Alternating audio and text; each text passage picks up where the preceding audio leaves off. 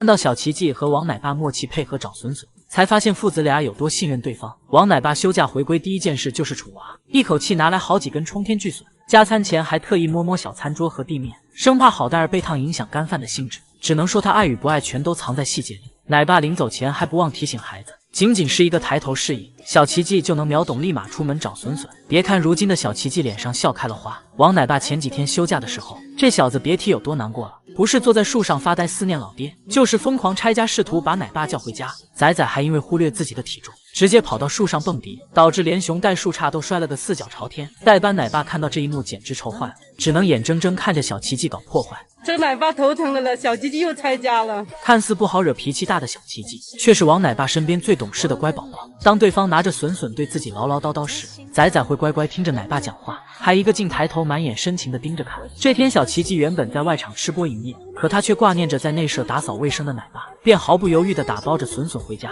因为盯着对方看，连干饭都差点忘了。平日里只要看到王奶爸，这小子都会第一时间趴墙找对方。宠粉的他连粉丝都顾不上了。对于小奇迹来说，奶爸永远是例外。宝贝之所以这么偏爱他，和王奶爸日复一日的爱护脱不了干系。他时时刻刻都在关注着自家小孩，即便自己在外场忙着干活，也不忘去小门口跳扭脖舞逗对方开心。这和老父亲宠人类幼崽有什么区别？并且小奇迹都不用自己剥笋，宠娃无底线的老王都是亲手剥开笋皮喂到孩子嘴边的。仔仔只需要大口享受美食就好。每当小奇迹心情好开怀大笑时，在不远处默默守护孩子的王奶爸也忍不住露出开心宠溺的笑容。难怪都说父子俩越来越像了，游客都忍不住喊王奇迹。奶爸每次听到这个名字都笑开了花，看来他早就把小奇迹当成儿子宠了。还记得这小子过生日当天，王奶爸不仅准备一桌子水果蛋糕，还扛着摄像机给毛孩子拍照。仔仔看到这一幕别提有多幸福了，估计小奇迹也在感慨，为什么没有早一点遇到王奶爸。相比于宝贝以前小心翼翼的样子，他终于在奶爸的宠溺下体会到家的温暖。相信小奇迹有了奶爸疼爱，压根就不用叔叔姨姨们操心。奶爸曝光贤贤仔太过粘人，小家伙狐妹子的形象全世界都知道了。贤贤仔现在就是很喜欢扑我，也很喜欢抱我，也很喜欢朝我这里来。乖乖，不要乖。哎呦，乖乖，跟他尽情耍。很难不怀疑他是在凡尔赛，毕竟贤贤仔撒娇的时候，奶爸笑得比谁都开心，人人都笑这小子没点男子气概，可他却凭一己之力征服所有饲养人。正经小熊出门都是迫不及待的，而贤贤仔却慢悠悠地跟着，下一秒就往地上一倒，化身西瓜虫，趁机求李奶妈抱抱。谁能想到身为堂堂国宝，会因为撒娇装弱不禁风。奶妈虽然嘴上说着抱不动，可她一看到贤贤仔的神仙颜值，每次都忍不住咬着牙上手。你孩儿啊，啥子都去吃。燕儿，哎呦喂，我的燕儿嘞！1、2、3，哎呀，妈妈抱不起了。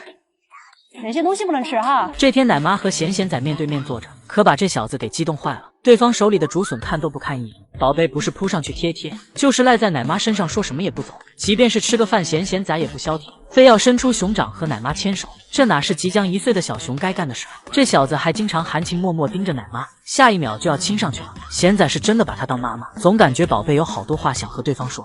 而胡奶爸一开始还很震惊，不知贤贤仔给他下了什么迷魂汤，只是给他检查个牙齿，对方就忍不住要亲孩子一口了。小家伙还看不得姐姐比自己受宠，奶爸刚抱起来蕊蕊仔，他就可怜巴巴地伸出小手，吓得对方赶忙主动去牵贤贤仔。不过对贤贤仔最有吸引力的，还得经常被这小子骚扰的杨奶爸。宝贝身上像是装了雷达那般，只要对方来外场干活，小家伙总能1秒察觉到对方到来。原本还在假山的他直奔帅哥而去，奶爸嘴上抱怨着孩子，但他还是习惯性的脱掉手铐，直接亲手抱着贤贤仔和姐姐坐在一起。即便如此，小家伙还不满意，非要抱着对方的腿贴贴。奶爸都被这小子搞得寸步难行了。还记得太老爷一开始没被贤贤仔的美色所迷惑，擦嘴都快擦出来火星子，没想到几日不见，原本刚正不阿的太老爷一见到贤贤仔就笑开了花，恨不得抱着孙子不撒手。或许是因为贤贤仔撒娇太过分了，他姐姐都看不惯这副狐妹子的样。当小家伙对着镜头前卖萌时，蕊蕊仔突然冲过来撞翻。此时的弟弟满脸惊恐，内心 OS 你干嘛耽误我撒娇。只能说相比于可贤贤仔更胜一筹，毕竟这小子可不仅仅是成功征服奶妈了。但飞云讨人喜欢的不只是颜值，事事有回应的萌妹更加让人心软软。在你手底下。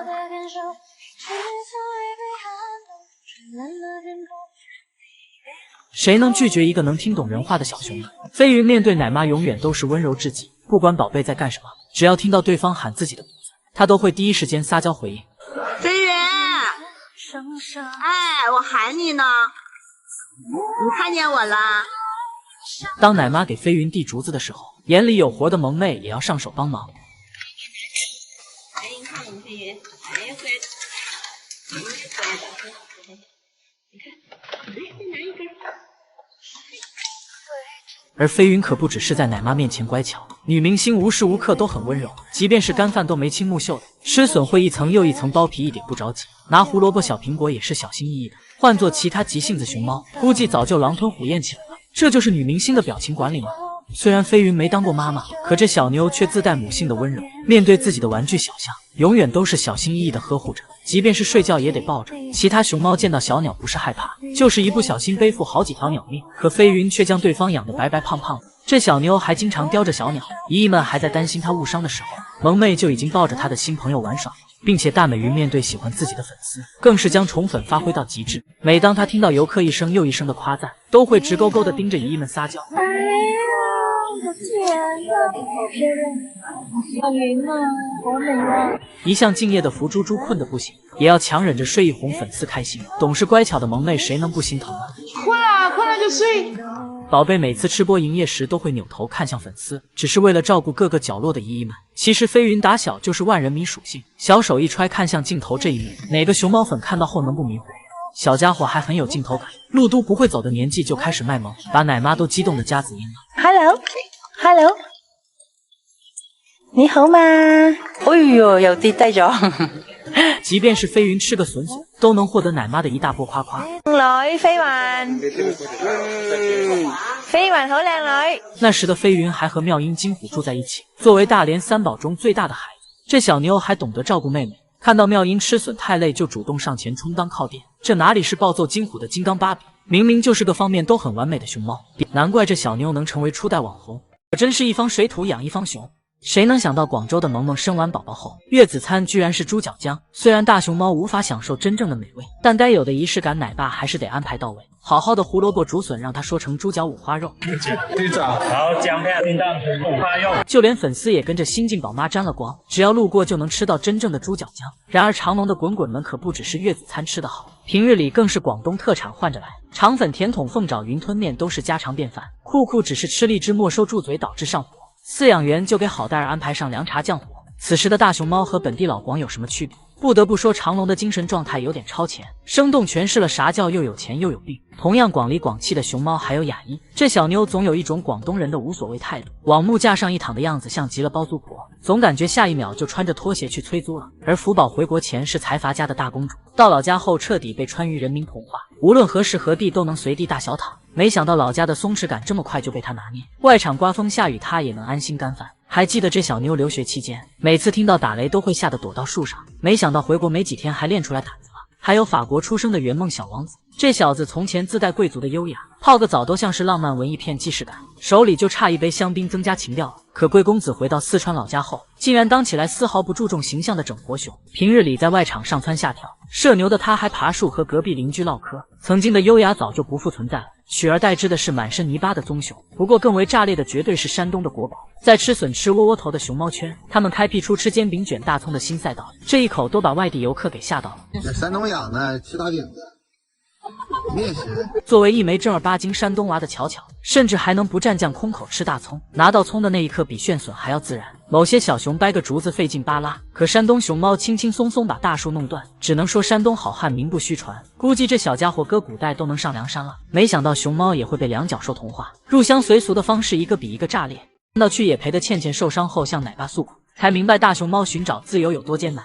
16年，倩倩在奶爸的带领下去野外训练场，她还不知道将要发生什么，清澈的小眼神里全是对未来的向往。倩倩一开始很喜欢无拘无束的野外生活，平日里不是在森林里狂奔，就是倒挂在树上够竹子吃自助餐。饲养员看到长胖好几斤的小家伙很是惊喜，便决定将它带向更远的森林。可3个月后，倩倩的项圈发生警告，原来她的位置已经1天1夜未发生移动。担心不已的工作人员冒雨奔波2天2夜，才在一棵大树下搜索到倩倩的信号。或许是受到了惊吓，她一动不动地躲在树上。无论奶爸如何呼喊宝贝闺女的名字，对方都装作听不见的样子。饲养员猜测小家伙遭到猛兽的袭击，生怕强行收猫会让倩倩产生应激反应，一群人便守着孩子待了一整晚。直到天亮，倩倩睡到自然醒后，奶爸拿出事先准备好的蜂蜜水递给孩子。小家伙激动到来不及下来，直接在树上抱着盆盆狼吞虎咽，一看就是好几天没吃饱饭。宝贝看到熟悉的两脚兽后才放下戒备，迈着小心翼翼的步伐去找饲养员。奶爸本想边喂饭边检查身体，可倩倩一直在舔着手掌。他翻过来一看，才发现对方的伤口已经发炎。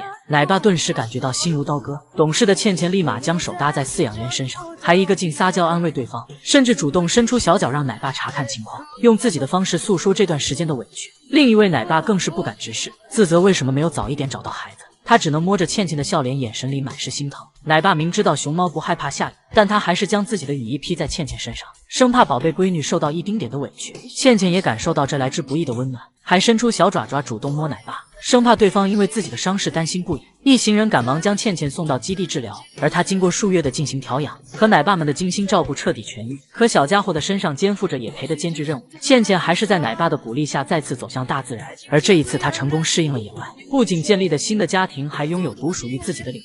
倩倩的野培生活虽然危险重重，好在最终的结局是完美的。可意外去世的想想始终是一个遗憾，那时的野培条件还未完善，孤身去往森林的想想没有地盘，总是遭到野兽的驱赶，他到死都没有属于自己的一块领地。真希望野培大熊猫能够平安度过，在野外过着无拘无束的自由生活。那花花才不是唯一会开口说话的熊猫，黑白团子们其实早就成精了。东北的初心公主甚至还能有问有答。木云呢？把木云喊回来，把木云喊回来吧。初心喊木云名字的那一刻，对方的表情瞬间呆滞，内心 OS 谁什么玩意儿在叫我？不过初心的普通话不太标准，怎么还一股东北大碴子味呢？这小妞回答问题也是字正腔圆。这木云还初心呢？初心呢？只能说小熊精初心的语言天赋，放在整个熊猫圈也是炸裂的存在。金虎大王也是出了名的话痨。这天奶妈换了个新发型，正当他等着好戴尔夸奖时，对方一句发自内心的话给他整不会了。说我的新发型好看。这小子吐槽归吐槽，咋还一言不合就上手了？估计奶妈也没想到自己有一天能和国宝无障碍交流，毕竟他只是问了一堵，话痨的大胡子就叫个不停。金虎啊，你今天是不是又从苗一家抢吃的了？你是不是把苗燕竹子扛过来了？你说抢吃的算什么？我这小树这还……知道一向聪明的金虎通人性会说话，但没想到他在吵架这个赛道上也是王者。终于理解金虎为啥演不了电视剧，被妙音顶替角色了。原来是这小子太能说，耽误剧组拍摄了。而程大作为一枚好吃懒做的宝妈，不能用孩子换盆盆奶食，就在大半夜跟着手机上普通话课，用说话的方式向奶妈提出自己的合理需求。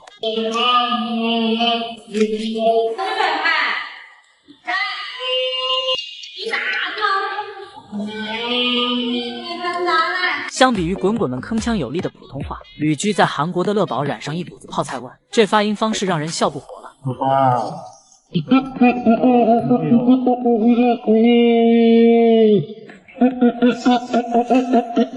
知道的是乐宝韩语10级，不知道的还以为这位大叔发电报呢。西直门三太子蒙兰也是天赋异禀，这小子打小就会说人话。奶爸只是吐槽一下体重，好大儿就滔滔不绝的说个不停。60多斤了。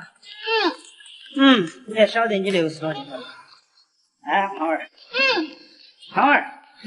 只能说滚滚们的智商永远超乎想象，估计这几个熊猫凑到一起就能聊半天。靠营销的神树屏究竟有多宠福宝，才会让小家伙开心到在内舍连续翻跟头？福公主是有点明星病在身上的，翻个跟头都得对着姨姨们的镜头。而看到小福这么开朗，不禁让人感叹，在爱里长大的小孩就是不一样。最近福猪猪还交上了隔壁邻居当朋友，每次和草和隔着墙交流前，还得先去小卖部门口扒着门缝瞅一眼奶爸，确认对方不在才去找好朋友唠嗑。知道的是福宝干坏事心虚，不知道还以为他早恋害怕被老爸发现呢。福宝掰竹子也能整出100种新花样，不是拿着竹子在脖子上绕圈，就是将对方当成金箍棒舞蹈弄枪。尽管公主使出吃奶的力气，可表情管理却是满分，还得吐一下舌头。只能说她成为顶流明星是有原因的。当奶爸在内舍打扫卫生时，身为街溜子的福猪猪还得时刻监工，整个身子都钻进去看对方干活，像是在说小徐你可得擦干净点。福宝回国后还被养胖了好几斤，只因他过着吃饱了睡睡醒了吃的生活。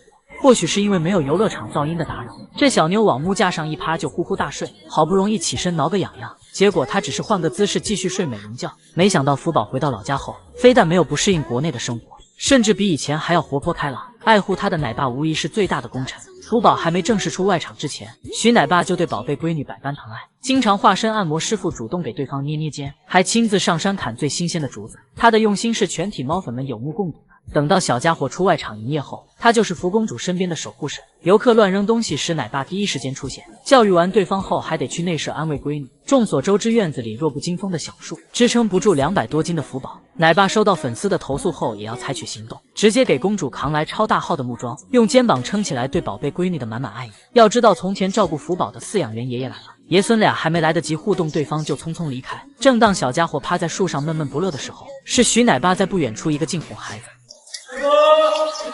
奶爸叫啦！甚至还不顾危险，直接去外场送竹子和笋笋。每当福宝坐在门口干饭时，路过的老徐也要来个摸头杀。奶爸还将自己的细心全给了小福。他了解到闺女的喜好和小习惯，不仅尊重孩子，将食物整齐摆放在餐桌，还花心思给对方找来爱吃的宽竹叶。有这么一位时刻在意熊猫的饲养员，福宝回国后的熊生怎么可能会不幸福呢？原来大熊猫真的能听懂人话。安保大哥一句话让福宝瞬间挺直腰板。怎么会有这么人里人气的小熊？知道的是保安提醒参观的游客有序离开，不知道的还以为基地让熊猫表演呢。猪猪饭都没吃完就继续干活了，不免让人想起另一位自觉性很强的新一。有游客为了多看熊猫一眼，竟然直接爬上树和国宝面面相觑，保安大叔忍不住出声阻止，结果还是口树上的熊猫下来！树上的熊猫下来！此时待在树上看风景的新一内心 OS 小老头你点谁呢？虽然新一对保安大叔的操作一头雾水，但这小子还是听从指挥乖乖下来。最好笑的还得是宠粉的如意。要知道早些年游客还能和熊猫合影留念，正当他漫不经心配合拍照时，游客让自家还摸一下熊猫，小男孩吓得不敢动，可如意十分主动。你摸摸它，摸就是下一个。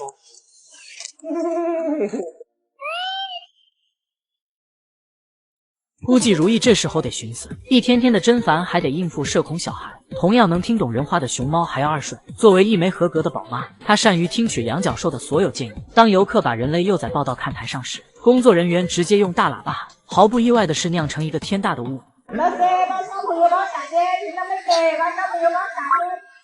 我没说你呀，不是说了你呀。别看花花干啥都是慢吞吞的，可宝贝总能精准听到游客说自己坏话。上一秒还没脖子的他，听到吐槽自己后，立马化身天鹅颈。基本上没脖子，你看他简直是有脖子的。谁说本蛙没有脖子？天鹅颈，看给你看看，就说他没脖子。只能说花花成为局长都是有原因的，能积极听取广大市民们的热心建议。而每听懂饲养员叫自己名字后，不仅第一时间靠近对方，还伸出小拳头调皮的打了对方一下。不懂就问，这是熊猫该有的打招呼方式吗？知道的说你俩是熊猫和饲养员，不知道的还以为是好兄弟吗？不过这个赛道上最大的受害者还得是二狗，竟然有游客当着本熊的面贴脸太大，难怪这小妞直接赏赐对方一个大大的白眼。这个就是耳梗，我要自己耳朵。那你去了你去。网友们还知道哪些听懂人话的小熊吗？没想到熊猫圈也主打一个血脉压制。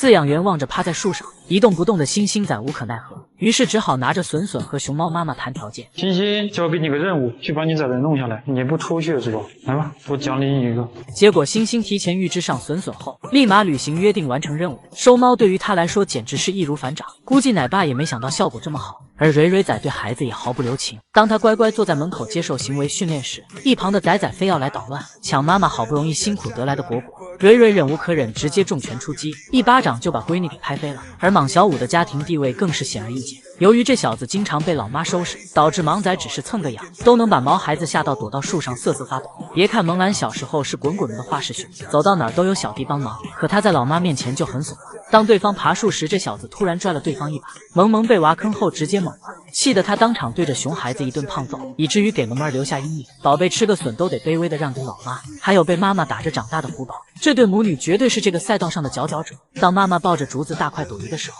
小家伙突然拽对方手里了。爱宝没有大喊大叫，更不会胖揍熊孩子，只是突然停顿，福宝就吓到静止不动，直接将刚才偷来的赃物还给对方。最好笑的还得是福宝已经有条件反射，他明明只是想上个木架，也会因为爱宝突然伸手吓得爆头，内心 OS 妈妈我再也不敢偷你竹子了。然而滚滚们之间的血脉压制可不只是熊猫妈妈对熊孩子，就连兄弟姐妹之间也很盛行。于爱身为堂堂虫洞二馆长，不仅被妈妈二顺打到还不了手，还得被哥哥随地大小扇，一个大比斗直接把孩子给整懵了。可爱姐再气也不敢出手，只能对着地上的竹叶撒气。这天双双正坐在盆里乖乖洗澡，结果弟弟一个劲捣乱，结果蓝双双一个眼神就让重重秒锁。小家伙内心 OS： 别等我再也不敢了。就连没干任何坏事的佑佑，听到姐姐的声音也吓得大气都不敢喘。小家伙瞬间愣住，手里的竹子也不敢吃了。第一次从熊脸上看到什么是不知所措，不敢想象思佳把弟弟欺负成什么样子。果然血脉压制不局限于两脚兽之间。林岩主动凑上前让雷达奶爸撸猫，后爹终于用爱换来了信任。这是要让我给你按摩吗？摸耳朵。别看林岩和雷达奶爸经常相爱相杀，可他们也有父慈子孝的一面，一个撒娇求贴贴，另一个嗓子都架冒烟了。当林岩乖乖在那场营业宠粉时，已经下班的奶爸会在一旁默默看着，宁愿加班晚点都不肯离开，生怕好大儿只顾着玩没有好好吃饭。奶爸总是执着于自己在林岩心中的位置，动不动就拉着对方唠叨个不停。原来一直说那天下第一是最好，都是骗我是吧？是不是啊？林岩，这是因为雷达不是林岩的第一任饲养员，宝贝从前还被与奶爸宠溺着，对方离职后他才成功上任负责照顾胖岩。现在看来奶爸极有可能是吃错了，没想到他对好大儿的占有欲这么强。虽然父子俩没有朝夕相处的感情，但他却凭实力给孩子安全感。林岩吃驱虫药后身体很不舒服，奶爸看着宝贝蜷缩的样子，心里很不是滋味。原本还在不远处观察的他，还是没忍住不顾危险踏进内场。一向调皮的林岩对新鲜事物都很好奇，甚至还忍不住直接上嘴去舔墙，吓得雷达奶爸立马制止不听话的熊孩子。不能舔，林岩不能舔，不能舔那个。要知道林岩的青团产量惊人，即便是洗个澡也忍不住当场拉粑粑。可雷达奶爸却一点不嫌弃孩子，直接上手收拾满是青团红薯的厕所。即便胖岩都已经是7岁的大孩子了，可他还是被奶爸追着喂饭。无论是睡觉还是营业期间，雷达奶爸都得喊好大儿回家吃饭。快点啊，林岩！正是因为奶爸日复一日的投喂，才把车坐子脸的林岩养成小黑胖子。难怪早就成年的林岩会这么依赖他。这小子明明能下班回家，却非要趴在玻璃窗上陪着奶爸，等对方收拾内场的卫生做收尾工作。雷达只是给好大儿递了个眼神，胖岩就立马跟着奶爸乖乖回家。这就是专属于父子俩之间的默契吗？当林岩玩各种高难度杂技宠粉时，会因为看到奶爸的身影，撇下游客也要冲上前和对方贴贴。奶爸早就在林岩心中有了特殊地位，双向奔赴的情感怎么能不让人感动呢？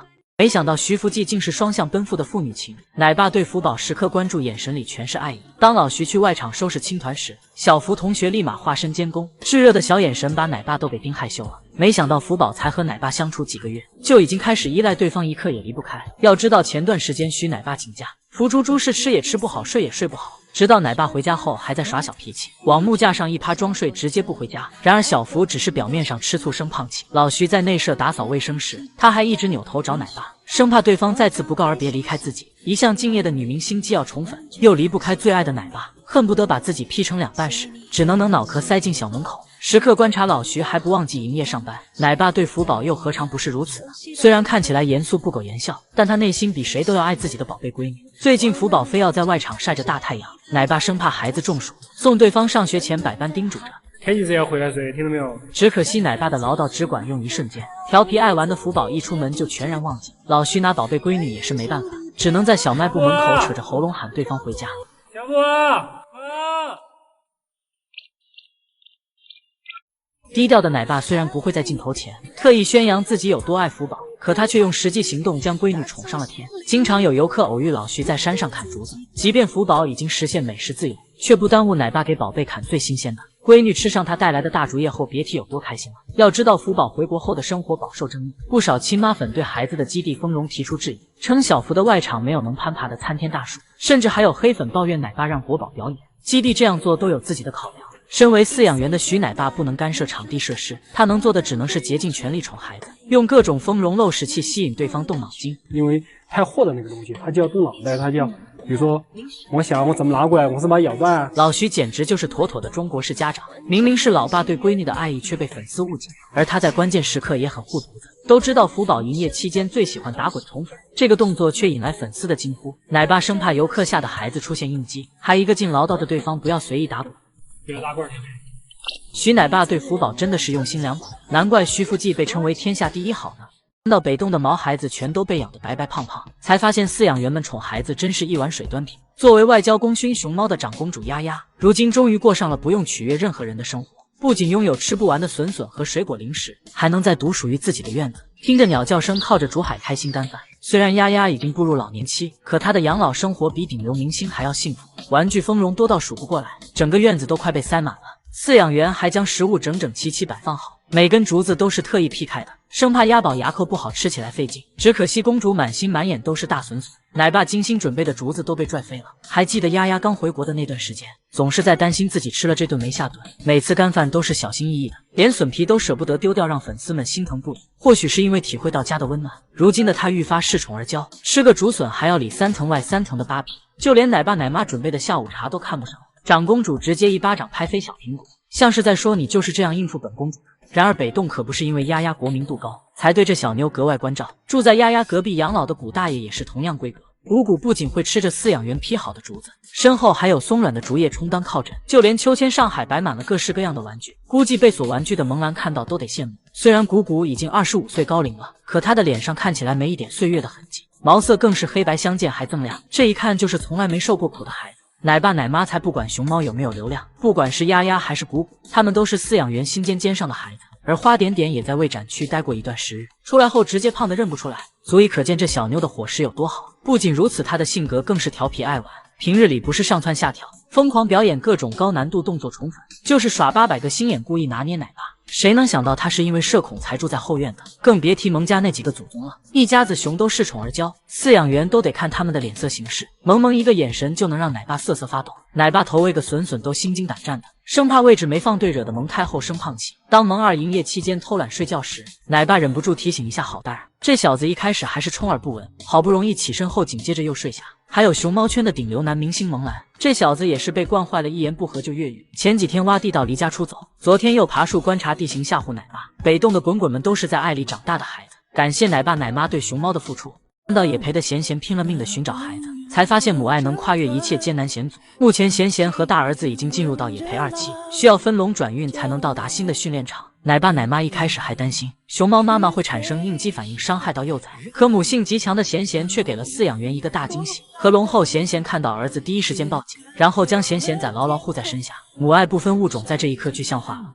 妈妈第一时间就把这个崽就搂住了，护在身上，母爱就不分种群。而贤贤还在担心丛林深处有危险，便先走一步前去探路。留守在家的贤贤崽生怕妈妈不要自己，不顾妈妈的叮嘱也要离开庇护所。只可惜母子俩还是错过了，小家伙和妈妈的路线是完全不一样的。贤贤转身的那一刻明显慌了，得知孩子离开笼子后立马展开搜寻，一路闻着崽崽的气息，跨过重重危险才和对方成功会合。虽然野外生活会遇到很多危险，可妈妈就是贤贤崽的最大依靠。同样带娃也陪的宝妈还有喜妹，她为了锻炼巴喜的生存能力，从来不会溺爱，更多的是散养，让小家伙自力更生。才3个月大的巴喜不能像圈养小熊那般依偎在妈妈怀里被舔成粉色的毛发，反而是浑身沾满泥巴，她甚至一觉醒来都看不到妈妈的身影。可喜妹在关键时刻却很靠谱，当饲养员来野外给熊猫幼崽检查身体时，她生怕对方伤害到巴喜，还没等到奶爸解释就冲上去撕咬，饲养员直接被喜妹咬成重伤，在医院输了好几升血，做好几次大型手术才逐渐康复。要知道熊猫野培都会带上标志性项圈，方便工作人员找到孩子的位置。可喜妹总觉得项圈有什么猫腻，竟然直接将巴喜身上的录音笔撕扯咬掉，并且小家伙每次爬树的时候，喜妹都要默默守护在巴喜的身边。她对孩子是事无巨细的母爱。身为英雄妈妈的草草也很爱孩子，野外出生的淘淘没见过外面的世界，打小就跟着老妈在山上野培，因此草草也手把手教给孩子很多技能。小小一只的淘淘尝试着爬树的时候，他就在一旁认真做示范。如果对方爬得太高，草草也会第一时间将孩子叼下来，生怕对方不小心掉下来出现危险。可惜的是，草草将本领全部传授给孩子后，也意味着淘淘要独自参加野培。母子俩离别的最后一刻，他还在给对方喂奶，第一次从熊猫身上感受到母爱的伟大。真希望独自野培的淘淘能有自己的新天地。但徐奶爸是标准的中国式爸爸，福宝炫个竹笋都得学会动脑筋。如果你千篇一律的给他以同一个尺寸的竹子，他也就只会一种吃竹子的方式，他会动脑去想。要知道福猪猪回国后才真正见到大世面，琳琅满目的竹子笋笋都挑花了眼，导致这小妞到现在还没学会正确掰竹子的方式。可徐想奶爸明明看到小福干饭困难，却从来不会将食物切成小块，只能说让孩子自力更生才是他最终目的。韩国的2位爷爷对福宝主打一个溺爱，徐奶爸却是妥妥的中国式教育，即便是加餐也要练习小家伙的后肢力量。只见小福同学一把抓住小篮子，不仅站得笔直，平衡力也不错，3下2下就拿到奶爸藏起来的窝窝头。外面烈日高照，福宝也不回家睡觉时，奶爸生怕闺女中暑，便一个劲碎碎念。这和思想教育的教导主任有啥区别？天气热要回来睡，听到没有？带着恼火，现在天气好，你看到没？太阳都出来了。也正因为奶爸的中国式教育，才能养成福猪猪勇敢独立的性格。不管外面刮风还是下雨，小家伙都能在外场安心干饭，再也不是从前听到打雷就害怕的小熊了。不过奶爸在关键时刻也很宠孩子，要知道一向社牛的福猪猪经常翻滚冲，不少游客看到后会激动尖叫，甚至故意引导小家伙做这个动作。护犊子的老徐担忧小福出意外，送闺女上学前还在一而再再而三的嘱咐：要不睡要不要打滚哈？你去吃了睡，睡了吃，走啥子跑都行，爬树也行，不要打滚，听没？可见他真的将福宝当成自家孩子去宠。当福宝的外场发现不明物体时，奶爸也会第一时间警告游客，避免乖闺女出去营业时受到伤害。就是说，各位朋友把手里的东西拿好，对不对？水管垫啊，盖个镜头盖啊，矿泉水啊。谁敢相信他上电视都紧张到闭眼了？为了给闺女做主，直接克服社恐，老徐还不忘安慰受到惊吓的孩子，不仅给小福弟损损，还得来个摸头杀安慰一下宝贝闺女。或许有了游客掉镜头盖的先例，心怀愧疚的奶爸始终不放心，一直都在参观区默默守护着福公主。都知道身为食铁兽的熊猫攻击性很强，更何况是即将满4岁的福猪猪，可父女俩还是能共处一室。奶爸不顾危险直接去外场帮闺女除草，只能说一人一熊都很信任对方，离不开徐奶爸对小福无微不至的照顾。徐福记真的是天下第一好人，福宝回国后遇到徐奶爸才是最大幸运吧。谁能想到四海只是出个国就当上了皇帝，这就是豪门小说女主照进现实吧。四海的留学生活称得上奢靡，因为卡塔尔人民爱熊猫爱到了骨子里，穷到只剩下钱的他们，大手一挥耗资3亿多给公主建房子。熊猫馆大小就相当于300个篮球场，四海每天都从400米的大床上醒来，喝口水才走到床边，又累渴了。第一次感到1.8米大高个的熊猫这么小巧。要知道熊猫不喜欢干燥炎热的气候，卡塔尔主打一个能用钱解决的就不是事儿，直接安排上24小时的恒温系统。明明这里的水资源极度匮乏，四海还是能拥有超大号的豪华游泳池，甚至还是活水。要知道卡尔塔的水比石油还贵，他泡个澡吹着空调就能美美营业，就连回家的小门都是自动感应的高奢品。相比于国内用手扒拉的铁门，四海的留学日子不要太自在。其他打工的大熊猫很少吃中国产的竹子，但卡塔尔每周都要派专机去四川拉竹子，四海公主足不出户就能吃得上老家的美味。本以为国内的滚滚吃喝不愁的生活已经是天花板了，相比之下四海才是真皇帝。那个家徒四壁的五保户都得羡慕，七仔1.9米多的大高个，还得挤在伸不开腿的小饭桌上睡觉。实际上是这小子故意卖惨坑爹。黄毛小子七仔本身就自带破产风，还成天叼着那个破铁盆，无论吃饭还是睡觉都得带着。不知道的还以为这小子当上乞丐了呢，像极了老一辈没苦硬吃的两脚兽。胖大海虽然住在京城小图，北栋的奶爸奶妈都很宠爱孩子，可他非要带着盘包浆的胖头鱼玩偶，原本还是深蓝色的玩具，经过风吹日打都成了浅蓝色，还全是补丁，任谁看了不得心疼。买不起玩具的他，而他的隔壁邻居是个顶流男明星，英俊性格好的萌兰是多少姨姨们的心圣熊。可这小子至今还是个光棍，很难不让人误会北栋付不起彩礼钱。不过萌儿看起来不值钱的原因，还得是网上的姨姨叔叔替他散财。只要熊猫圈有结婚生娃的大喜事，粉丝随的礼都得挂在这小子的头上，难怪京城的太子爷都破产了。好在最近花局长的生活环境得到明显改善，不仅能在内场营业，还始终开着空调，场内又是办公桌又是吊床秋千，让花局在努力办公的同时也能享受老百姓的乐趣。叶秘书更是跟着姐姐飞黄腾达。不过虽然小熊友们的生活环境各有不同，好在他们都在奶爸奶妈们的照顾下茁壮成长，粉丝宝宝们也可以放心了。